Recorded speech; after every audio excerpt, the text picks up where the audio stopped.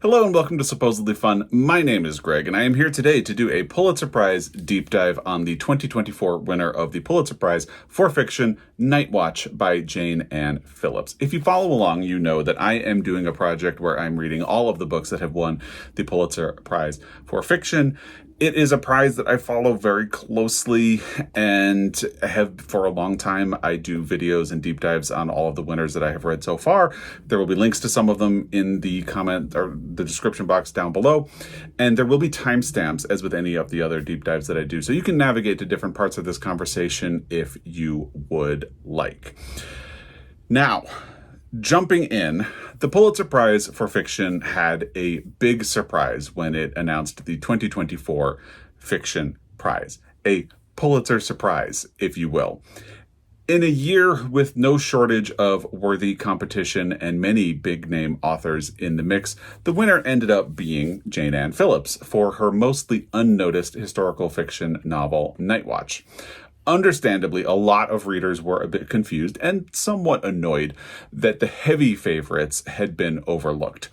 This is a problem with the Pulitzer, and I will get into that in a future post because I'm sort of evaluating where I am with the Pulitzer Prize as it currently exists right now, and I think it would be interesting to have a discussion about that. So I'll talk more about that in the future, but basically, when you don't get a long list or a short list in advance, people have to guess which way the wind might be blowing and what might be a contender, so they have to guess what they should read in advance of the winner being announced. When you're wrong, it's frustrating. It just is. Fair or not, there was instantly a lot of grumbling that the Pulitzer had gotten it spectacularly wrong. In my reaction video, which will be linked down below, I was optimistic about the announcement. I had heard good things about Jayne Anne Phillips before, most specifically for her 2009 novel, Lark and Termite. And Night Watch had been on my list of exciting novels that we're going to be publishing in the second half of 2023. So maybe this was the kick in the pants I needed to finally get around to reading her work. I even picked up 3 of her backlist titles at my local used bookstore, fully anticipating that this could end up being one of those cases where a win for a mostly obscure author or novel ends up introducing me to something great. But I've read Night Watch now, and let's just say that did not end up being the case at all. It's always hard to evaluate where a book will ultimately sit in the pantheon of Pulitzer Prize winners when you're so close to the date when it was published. It can be hard to tell if a winner will end up being a classic like To Kill a Mockingbird or The Grapes of Wrath, or if it will be completely forgotten in time, existing only as a title people reading all of the Pulitzer Prize winners, like me, have to get through in order to complete their mission. In this deep dive, I will wrestle with whether or not Night Watch will end up being a great discovery like Tinker's proved to be, or if the Pulitzer jury and board got it spectacularly wrong. And before we dive in, just a quick note, the way the Pulitzer operates is a little murky, but basically a jury is selected for every year. They read through all of the eligible books that have been submitted for the prize, and they narrow it down to finalists, usually 3, and submit those to the Pulitzer board. The Pulitzer board ultimately chooses the winner if they can. And that's a whole other situation we won't get into. But that is usually how the Pulitzer Prize is chosen. Now, let's get into this deep dive about Night Watch. And a good place to begin is talking about what Night Watch is about. Set in the chaotic aftermath of the Civil War, Night Watch is, thematically at least, about the lingering damages of war. It shows how the trauma of violence and upheaval have ripple effects that continue to harm bystanders and even subsequent generations of people long after peace has been declared. In terms of plot, Night Watch has several characters that it follows, but it mostly follows Connolly. Again, pronounced Connolly, not Connolly, like the last name. Although Phillips has a surprise in store with that made me roll my eyes. Anyway, At least Connolly is the only character who speaks to us in the first person.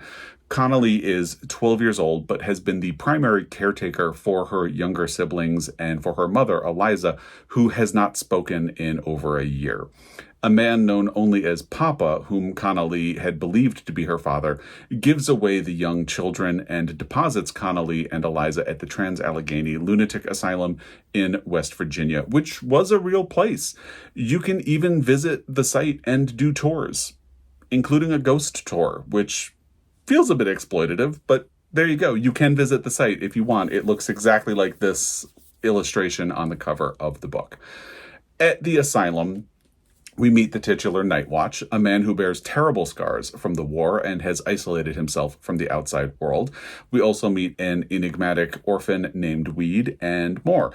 We also get segments narrated by Dervla, a mystical friend and ally of Connolly and Eliza's, who was forced to remain distant from them by the abusive Papa.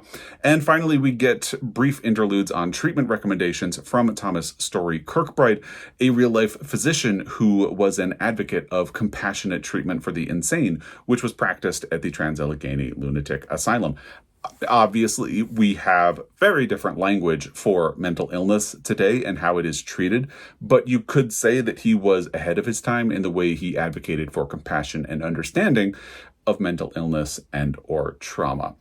Of course, many of the characters are more closely tied to each other than it may appear at first glance, and in order for that to be possible, the plot relies on a lot of, I think, unnecessary complications, contrivances, and plot devices.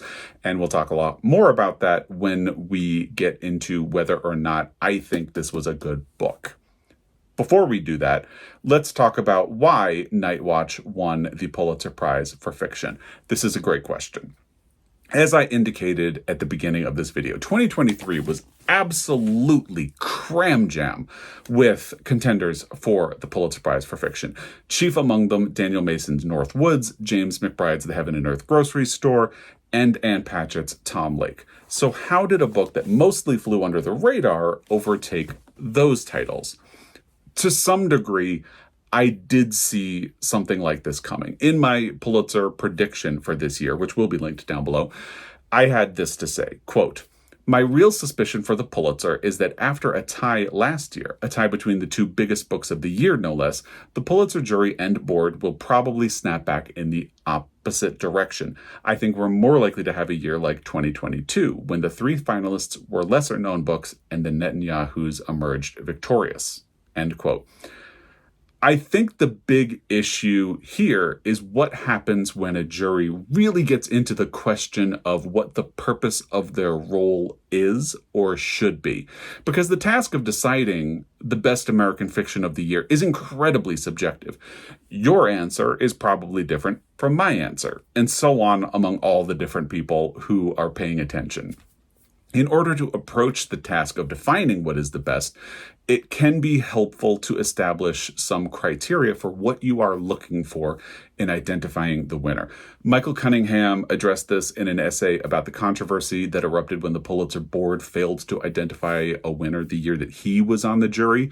I'll have that video linked down below. It's a fascinating situation. It's the 2012 Pulitzer controversy. Now, looking at the three finalists for 2024, it immediately appears that the jury for the 2024 Pulitzer Prize for fiction went against one of the stipulations that Cunningham's jury had set for themselves.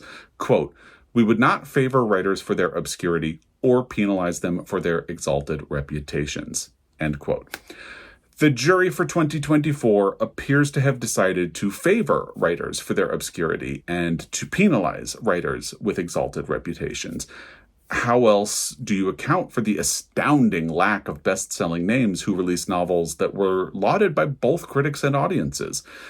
Now, to be clear, Jayne Anne Phillips has been publishing since the 1970s. Her books have received critical acclaim in the past, but she was largely unknown to the vast majority of readers before the Pulitzer announcement, despite some attention from the National Book Award, which longlisted Night Watch and I believe shortlisted Lark and Termite, and also from the National Book Critics Circle Award and others. If you mentioned her name to a bookish person 2 months ago, odds are it might sound familiar to them, but they might not be able to place it. Finalist Yi-Yoon Lee has similarly had a share of critical acclaim and success, but like Jayne Anne Phillips, she had not yet achieved widespread recognition. But Jayne Anne Phillips does seem to be a writer's writer. Immediately after the announcement, I heard from an author who told me that he has taught Jayne Anne Phillips's work in his writing classes for years. There is respect for her within the writing community that had not translated into more broad appeal. And it really feels like this year's Pulitzer jury wanted to push her into the spotlight. When the biggest novels of the year, each written by already celebrated authors, are left off the list completely, it feels intentional. Daniel Mason and Ann Patchett are previous Pulitzer Prize finalists, while James McBride is a National Book Award winner, and each of their novels were bestsellers. And before you accuse me of just focusing on books that were popular in 2023, because popular does not always equate to quality. I agree with you on that. But that's not all these books had to offer. Audiences and critics loved these books. They were frequently included in Best of 2023 lists, especially Northwoods by Daniel Mason. Meanwhile, none of the ultimate finalists were part of that conversation at all when it came to the best books of 2023. The jury didn't even include previous finalist Alice McDermott for Absolution, or Justin Torres's National Book Award winner Blackouts, or perennial Pulitzer also-ran Jessamine Ward, this time for Let Us Descend, or the critically lauded Biography of X by Catherine Lacey. If critics and audiences can almost uniformly call those the best books of 2023, but not one of them is recognized as a finalist for the Pulitzer, it feels like a deliberate choice by the jury. Still, you don't want to speculate. Maybe the jury really did love these three books the best. Maybe they weren't trying to use their platform to point audiences toward books or authors they felt had been overlooked. Then Michael Chabon, a previous Pulitzer winner for The Amazing Adventures of Cavalier and Clay and a member of the jury for this year, posted several other books he had loved from the year on Threads. In that post, he says, quote, "Beyond the winner and two runners-up, I want to shine a light on three excellent books among the many nominees I deeply dug by less well-known, less heralded writers." End quote.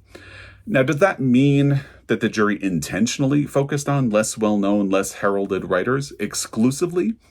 No, not at all. But it does indicate that at least Chabon was thinking about using his platform as a juror to shine a light on those books and authors. It's a thing that happens when the jury changes every year. People interpret their mandate in different ways. Some juries are willing to consider and put forward popular or well-known books, as was the case last year.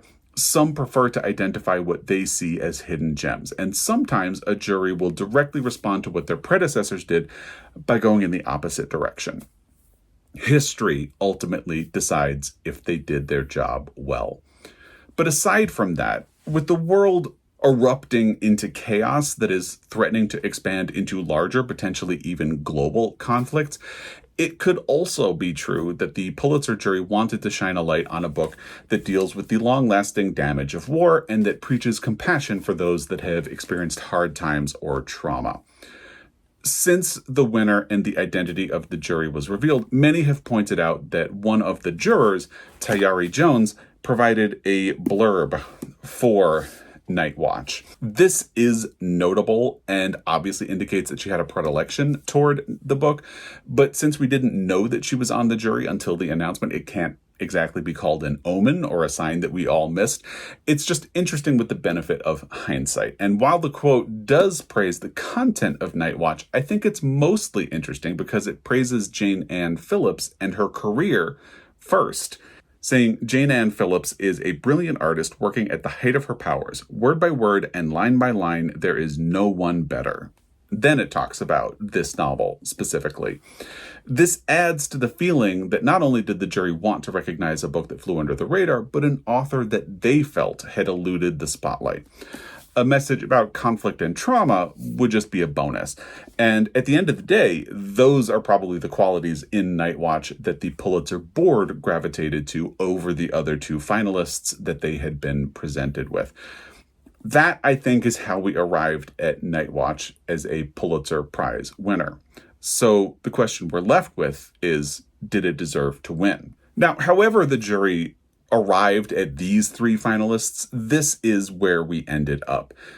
Maybe future generations will feel like this makes more sense as a winner. Maybe history will prove the jury right. But as someone living in this time who read many of the books that were published in 2023, it feels surprising. And now that I've read Night Watch, it does not feel accurate at all. So if anyone in the future is watching this video to get a sense of why Night Watch won the Pulitzer Prize for fiction over any of the other competitors, I just want to encourage you to read some of the other books published in 2023 instead. I think there's much better out there. I had really hoped that this Pulitzer surprise would point me toward a great new discovery, but I did not like Night Watch at all. I felt very irritated by it as I headed into the last 2 hours of the audio, and ever since I finished it, that irritation has grown into an intense dislike. Reflecting on that, I think the reason I have such an intense dislike of this book is that I feel a bit angry on behalf of the truly great books from 2023 that didn't win, so this could be recognized instead. I'm annoyed on behalf of James McBride, who somehow still hasn't been recognized by the Pulitzer Prize, not even as a finalist. I'm sad for Ann Patchett, who turned in some brilliant and, I think, subtle work. I'm sad that if the Pulitzer jury wanted to reward an undersung writer, they didn't just go with Alice McDermott. I'm sad that they didn't look to Dearborn or Templefolk if they really wanted to shine a light on a book that was largely overlooked. And I'm sad that they didn't consider a previous winner like Michael Cunningham or Paul Harding. I'm sad that we didn't get another native winner in Deborah Magpie Erling. I'm sad that we still haven't had a Black woman win a Pulitzer Prize for fiction since Toni Morrison won in 1988. And at this point, I'm wondering if it's even possible for a writer like Jesmyn Ward to be considered. I'm sad for the books I haven't read yet but have heard great things about. Blackouts, The Deluge, I Am Homeless If This Is Not My Home, Witness, The Vulnerables, and more. And although I wasn't personally a fan, I could have supported a win for either Northwoods or Biography of X. Just like when Trust co-won last year, I see why those books would make interesting Pulitzer Prize winners. And I can see why many other readers responded to them more positively than I did. But I do not understand Night Watch getting recognized over any of those books. I think it's a mess. I think it's full of unnecessarily complicated plot contrivances, weird, hooey, mystic stuff that ultimately doesn't add anything to the book or go anywhere. I think it obsesses over disfigurement to the point of fetishizing it. And I think it makes moves towards saying a lot of different things without actually saying anything about any of them. At the end of the book, I was just wondering what the point of anything I had just read was. The first thing I need to tell you is that it is absolutely brutal as a reading experience. There is an excruciatingly detailed and long scene depicting sexual assault that really tests your resolve to keep reading. If sexual assault is in any even minor way a trigger for you, please do not attempt to read this book. I felt physically ill during and after that scene. And that isn't the end of the abuse. It's really just the beginning. You can make a case to say that it was important for Jayne Anne Phillips to capture the violence so you understand where the characters are and what they need to overcome. But it feels so involved that it begins to perpetuate the sense of violence upon the character and you, the reader. And I don't need to be traumatized to read a book about trauma. I can even hear someone telling me that the fact that the scene made me physically ill means that Jayne Anne Phillips is a great writer after all. And I say absolutely not to that. The Saw movies are not high art, and neither is this. It feels over the top and unnecessary to me. It's pure torture porn. Moving along, a much more minor complaint is that there are historical details sprinkled throughout the book that don't actually seem to tie into the plot. It's like Jayne Anne Phillips just wants you to know how much research she did. One page lists the salaries of all of the employees of the asylum. It's interesting, but why is it here? Another page lists all of the reasons someone might be admitted to the asylum. And again, it's really interesting, but why is it here? What is it doing? What is it connecting back to? It just feels like it's sort of hanging out there, disconnected from the rest of the book. And throughout the rest of the book, there are quotes, photographs, paintings, illustrations that tangentially connect to the plot, but feel like they don't really belong or connect to anything. I'm trying to see if I can find one. So here's a random photo of like a dining room.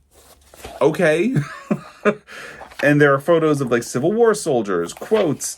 Here are the 7th West Virginia Volunteer Cavalry Regiment, the Bloody 7th from July of 1861. It sets a tone, but it doesn't really connect to the rest of the book. Not thoroughly, I think. Another thing that annoyed me is that while reading, it's very obvious that there's going to be a twist about who the characters really are. Then the book confirms that twist, but makes you wait what feels like an eternity before having the characters figure it out, only to throw it away and make it feel like there was no purpose. I won't give it away, but the ending of this book is infuriating to me. Even worse, Night Watch's narrative is tortured by coincidences and nonsensical complications. There is no reason for the plot to be as complex as it is, especially when Phillips keeps defaulting to lazy coincidences, either to get people in the same place or to move the plot forward. It never feels like Night Watch earns any of the plot developments. Instead, it feels like Jayne Anne Phillips is hammering disparate elements and storylines into place. It's jarring, and I don't think a smooth ride is a requirement for a work of fiction, but it needs to add up to something. It doesn't here. It just feels clumsy.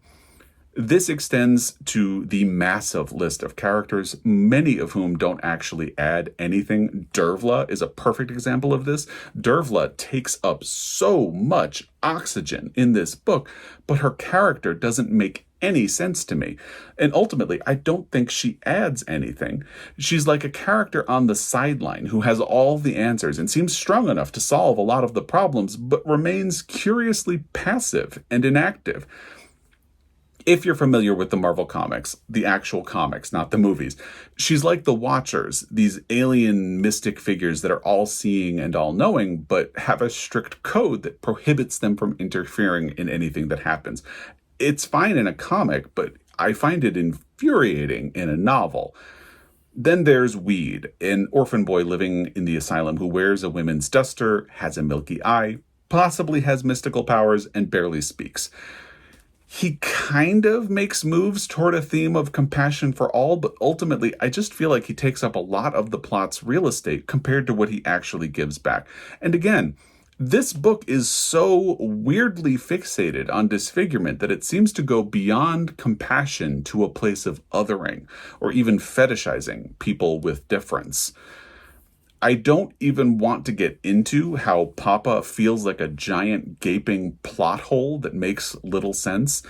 The point is, ultimately, that the characters don't feel like people with souls or agency of their own. They feel like characters who do what the author requires them to do in order to move the plot in the direction she wants it to go.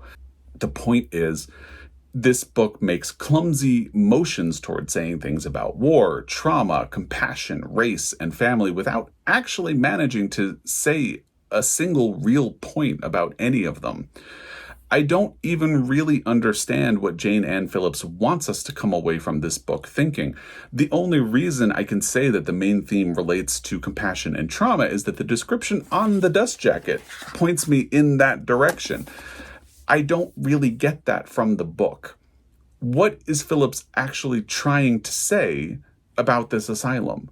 Is she advocating a standard of care? Is she trying to make a case that asylums weren't as horrific as we've been led to believe in this time period?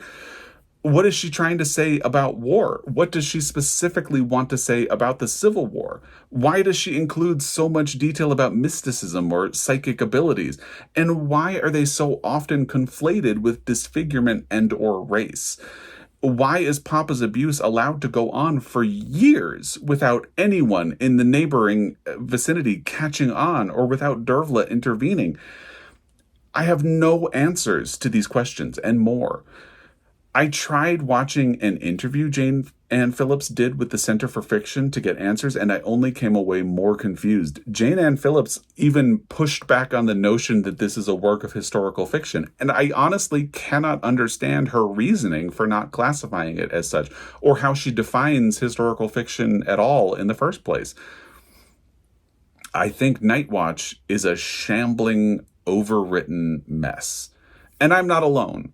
Dwight Garner, a critic at the New York Times Book Review who professes to have been a fan of Jayne Anne Phillips in the past, wrote an absolutely scathing review of this novel. He opens it by saying that it is, quote, sludgy, claustrophobic, and pretentious. Each succeeding paragraph took something out of me, end quote.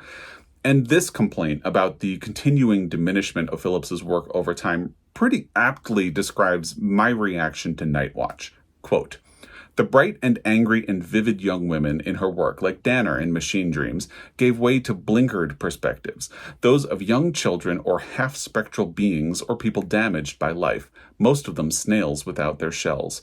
Her novels no longer stared frankly at existence, but gave us fleeting glimpses, to drag Roger Waters into this, out of the corners of people's eyes. End quote. And this next quote also felt particularly resonant to me. Quote, I've explained the plot as simply as I can, but while reading Night Watch, I often had little idea what was happening for pages at a time. When the Jory Graham-like gauziness dissipates, when the fog lifts, what's left are sentimentalities and near banalities. End quote.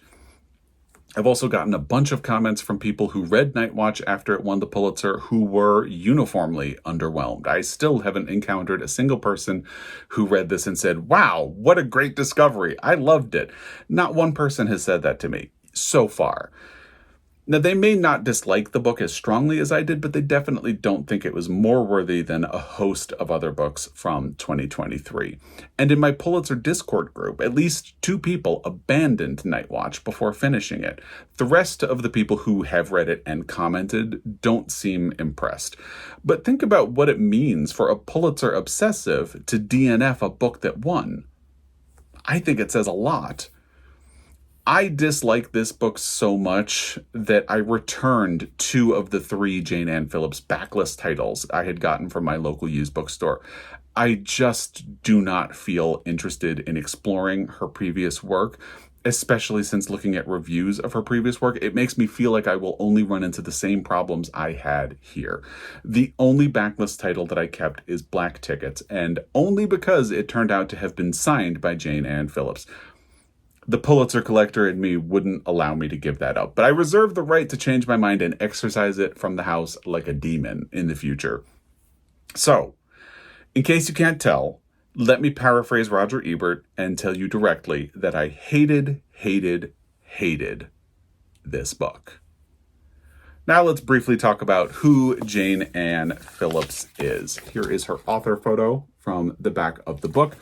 Now, if there's one silver lining to this Pulitzer win, it's that last year's co-winner, Barbara Kingsolver, got to be delighted that there are now back-to-back Appalachian winners. That's because Jayne Anne Phillips was born in Buckhannon, West Virginia in 1954. After graduating from West Virginia University, she got an MFA from the legendary Iowa Writers Workshop.